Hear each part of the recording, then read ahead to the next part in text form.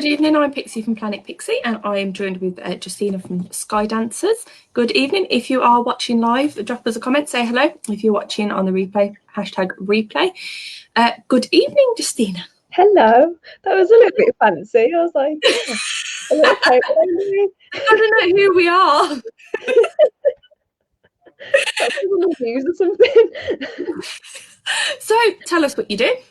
So I am an aerialist performer, basically. I perform aerial silks, aerial hoop, lollipop, pole. I also do a bit of stilt walking and a bit of fire performance as well. So basically a bit of a one-stop shop for entertainment. How long have you been doing these different types of performances? So the aerial and pole lollipop stuff I've been doing for about 5 years now. The fire, the stilt walking has been sort of the past 3 or so years. Some of it's self-taught. So yeah, and I've been performing professionally for about 2 years, mostly under agencies. But this year, lucky 2020, I decided to start Skydancers and go for it myself. So it wasn't the best year to pick, but it has actually been a good year. So not in terms of business, but networking and meeting people and getting involved in interesting projects. It's been quite a good year for it. So swings and roundabouts. It is. How did you get into doing these different types of performances? Kind of got thrown into it, if I'm honest. At the first studio I started training at for aerial, sort of found the agency that I've done most of the work for, sort of chucked a pair of stilts at me one day and was like, oh, you'll be on them the weekends, get used to it. And that's how that went. Oh, thanks for the notice. Yeah. So yeah, it was through sort of my previous instructor that sort of started it all off. And then I just sort of got the bug for it, and I enjoy performing. Well, I enjoy the aerial side and being on the stilts and all of that jazz, the costumes, the makeup, the hair, the wigs, all of the theatrics of it. It's a chance for me to get creative, really. So I enjoy that side of it. So I was just like, yeah, this is something that I want to do. So plus it's a hobby, and it's always a bonus if you can turn your hobby into something that to work, basically, so you enjoy going to work is the top and tail of it, really. So yeah. So what kind of events do you normally do, and what kind of events would you like to do? So most of the events I've done have been corporate events, the odd private event, which I enjoy doing. I love corporate events, and obviously private parties and that, but I would like to get sort of into the wedding side of things and performing at weddings. I think it's a bit of an unusual entertainment to offer, and I don't think people realise that it's available to them for weddings.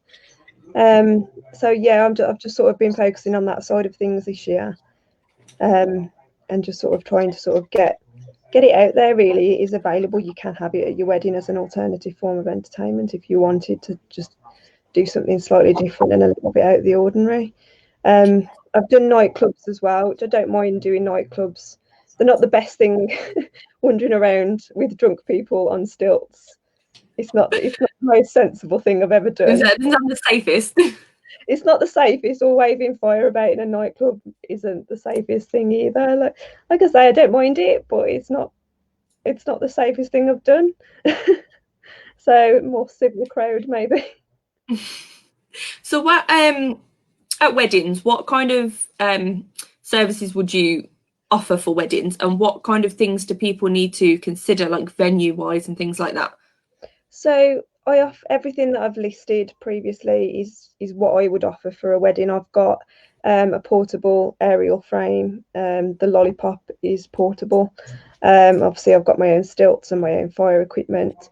And the things that you need to consider with it is obviously height, whether you can fit the frame in, and the lollipop if that's what you're going for. The frame that I've got is telescopic, so it can be reduced in height, but then with a reduced height I can only perform aerial hoop on it. I can't then perform silk. So for a silks performance you need maximum height of the frame. So the main thing is height and sort of floor space. The frame is sort of contained, once the legs of the frame are set out, that's me contained in that little box of the frame.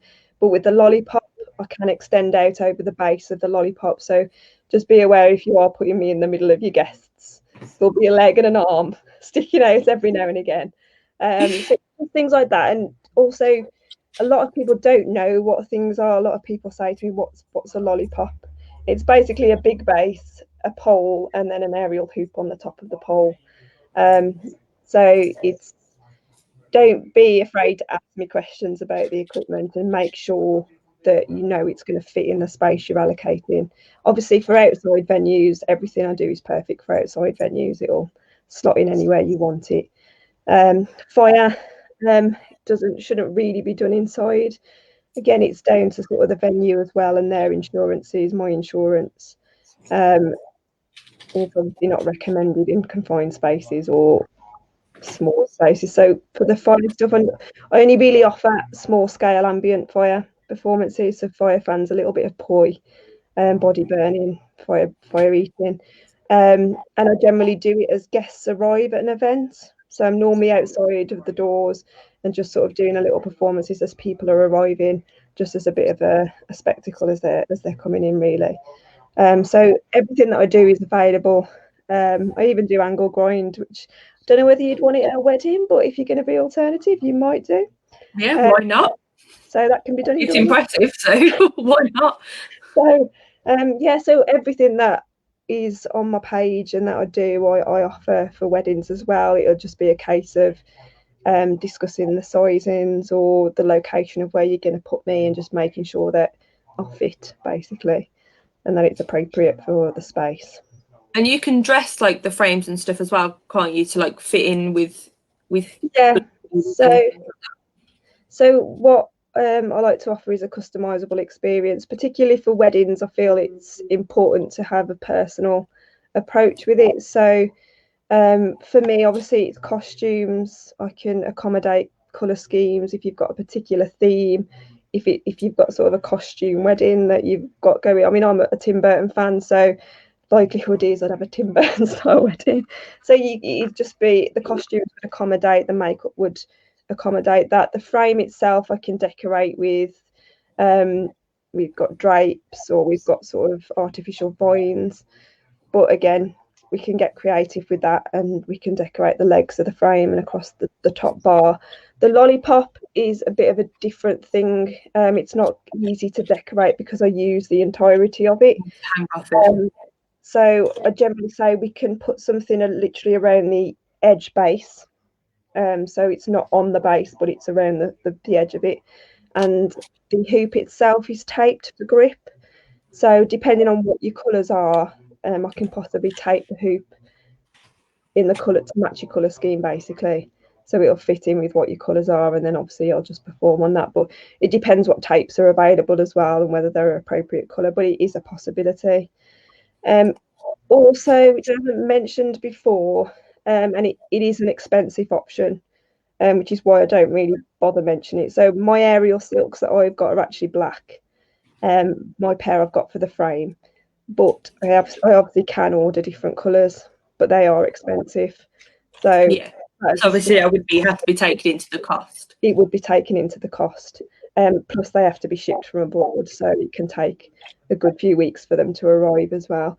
But it is an option if you want it. The other thing I can offer as well with the aerial side of things is, depending on what venue you do go for, if they've got a supporting beam structure, like I'd say most barns have, or things like that, and obviously it is important to check with the venue and for us to do a risk assessment. We can rig the aerial equipment from their supporting structure, and if it's a bit higher, I've got another pair of silks that accommodate higher ceiling level. So again, it's a possibility to hang from the ceiling and then actually perform up in the rafters, if you like.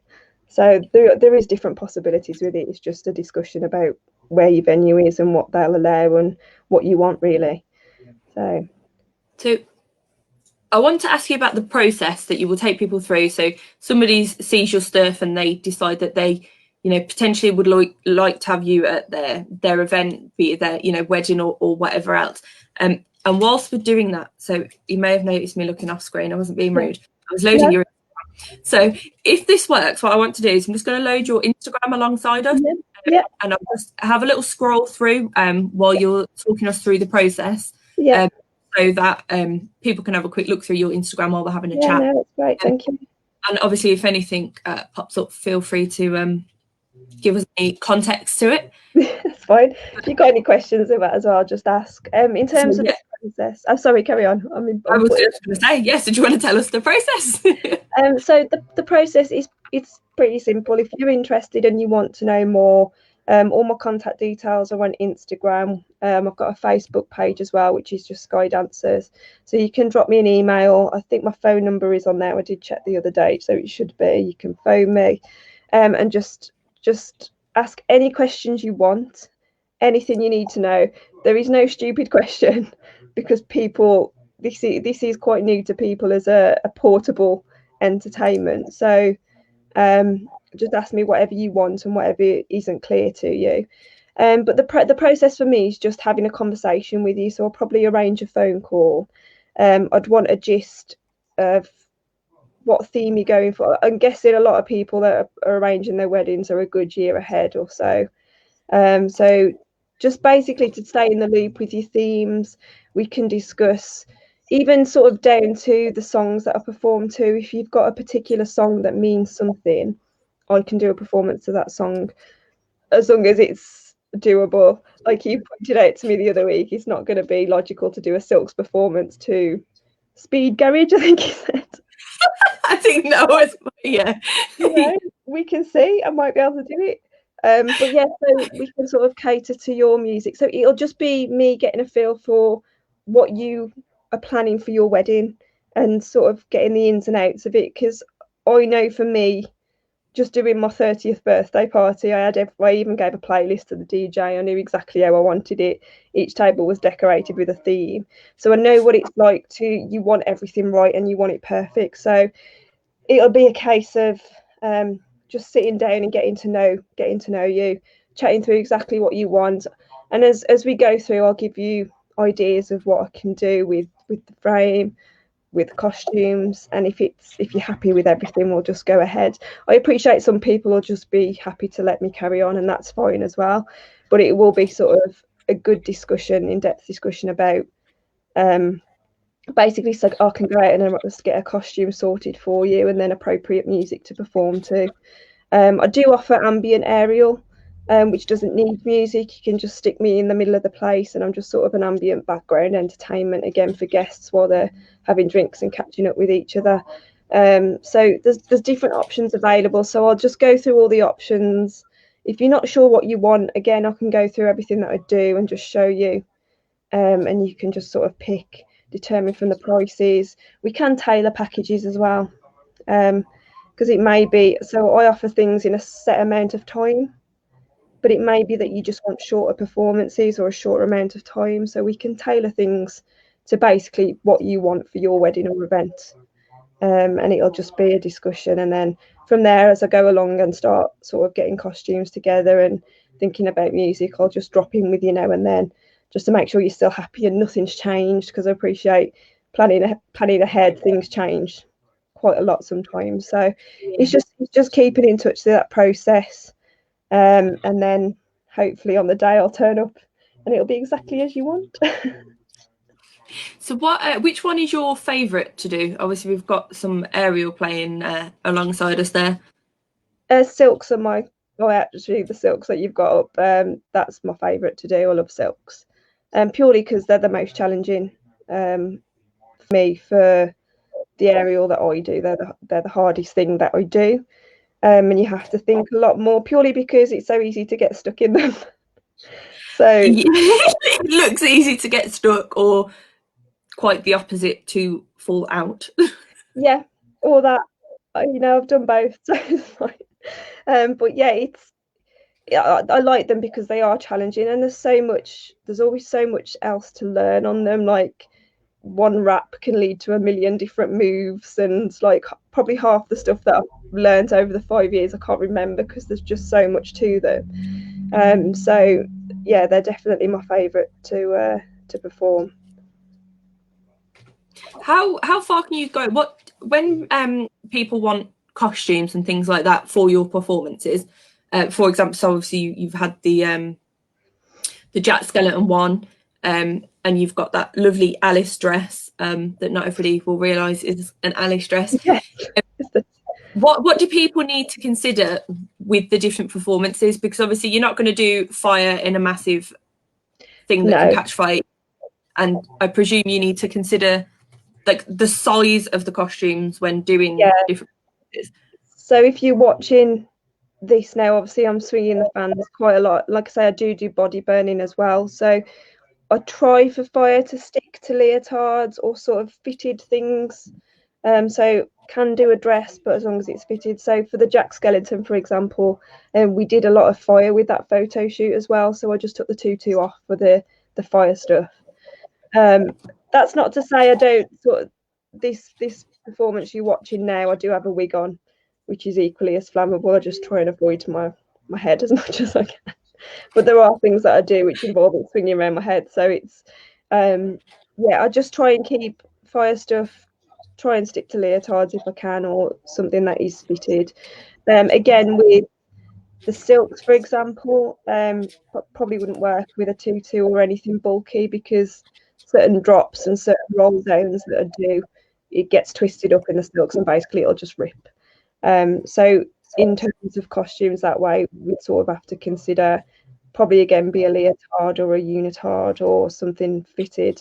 You can have little bits here and there, but like for example this silks, this costume, even this, the little bits of jewellery that are on it, gradually throughout it you can just see bits dropping off as they get sort of tangled in the silks. Like the little gem things, are they? Little, because it's a military style leotard, this one is. So there's little buttons on it and sequins and little chains. But that's quite an ornate leotard.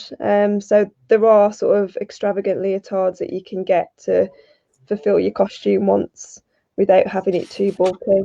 But stilts, if you really wanted an all out there costume, you can do anything on the stilts. You can literally go crazy on them because it's just you and the height. So stilts are best if you want an out and out costume that's massive and sort of really stand out. But for performances, hoops a bit easier to navigate with bulkier things because it still gets in the way now and again, but you can sort of orchestrate yourself a bit easier than you can on the stilts to place it better. So yeah, so I'd say stilts and fire, you're probably looking at something a bit more fitted, and then hoop and stilts, you've got a bit more freedom to play with. And is that why you have a nice fire in the background there because it's cold? Yeah, pretty much. It was. I mean, that at least we did have the sunshine. That must have been like, I can't remember how many takes we did of that. I was getting so mad. I think we did the first take, and then I'm sure my neighbour come out with some kind of saw cutter, and I was like, oh my god! And it was when they were doing the NHS clapping. So it's 8 o'clock, and I didn't even think about it. Everyone was outside banging saucepans in the background, and I was like, oh, do it again. Well, yeah, we had it was the performance. The fire was there to sort of keep me warm. It was a bit of a moody because it was sort of the masquerade costume that I wanted to sort of showcase. So it just offered a little bit to the mood, really. But yeah, I was pretty much standing on top of it the whole time. When I come down, I was straight to the fire. Yeah. So it'd be nice for people to consider the temperature when asking you to perform. Well, yeah, I mean, saying that, like a lot of obviously with seasonal events when they do go ahead, I am outside. You know, a lot of the gigs I've done over the last 2 years have sort of been outside on stilts in December, and it's just the way it is. So it's not a problem. It's just, like I say, I do offer each package as a sort of timing. So I'll do a set amount of time on each piece of equipment, and then I'll come down for a rest, and then back on for especially if I'm doing the ambient stuff, it's sort of 10 minutes at a time. Yeah. So it sort of gives me a bit of chance to get warm. It depends on the costume as well, because some of the stilts costumes are really warm. I can sort of wrap up and layer them up if I need to. It's a little bit easier to do. Yeah. But again, if I am doing aerial and it's consistent, then that keeps me warm as well. So it just depends what you want. But I don't mind being outside.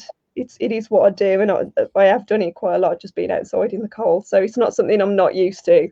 It's just when I'm not performing, you'll see me wrapped up. I'll just be there in a massive coat. So, how can people get in touch with you? How can people follow you and see more of what you do? So I am on Instagram. My tag is at Skydancers Storm. That's my main page.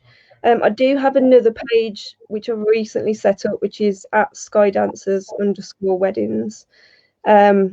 I might merge the two pages, but it's a bit more based around weddings. That one is. There's not a lot on there. I kind of just think go to my main page. You can see everything that I offer then, and then we can tailor it to your taste basically, or what you want for your wedding. So all my contact details on Instagram, they're on Facebook. The website will hopefully be going live soon. Yay! Sam's sorting that out for me.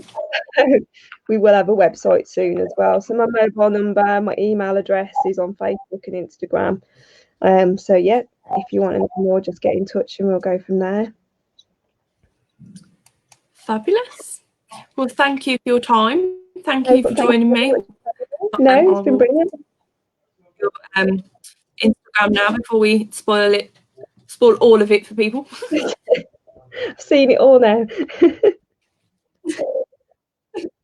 So thank you very much. I will end the broadcast now. If anybody has watched us on the replay, like I say, #replay. If you've got any questions, drop them in the comments and one of us will come back to you.